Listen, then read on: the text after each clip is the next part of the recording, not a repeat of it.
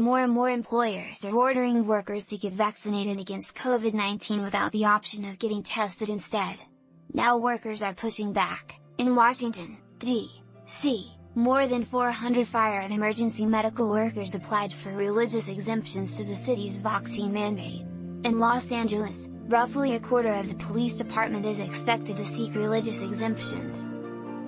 How many of those requests will ultimately be approved is unknown. Already, some employers are taking a harder line than others. Under the law, employers have a lot of discretion when granting religious exemptions.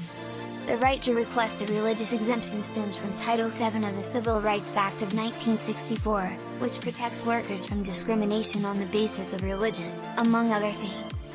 The Equal Employment Opportunity Commission says employers must provide reasonable accommodations for workers who have sincerely held religious beliefs, unless doing so poses an undue hardship. There's a lot to unpack there. First, employers may probe whether an employee's religious belief is in fact sincere.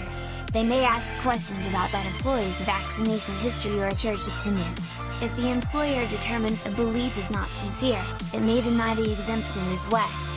But even if an employee's religious belief is determined to be sincere, it's the employer who decides what the reasonable accommodation will be. It does not have to be an accommodation requested by the employee. What one employer deems to be reasonable, another may not.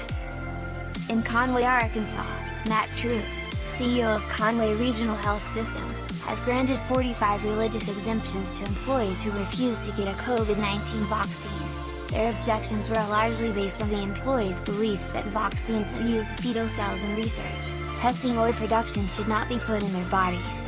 Public health officials say fetal cell lines developed decades ago in the laboratory were used to develop and test the Pfizer and Moderna vaccines, a common practice in pharmaceutical research.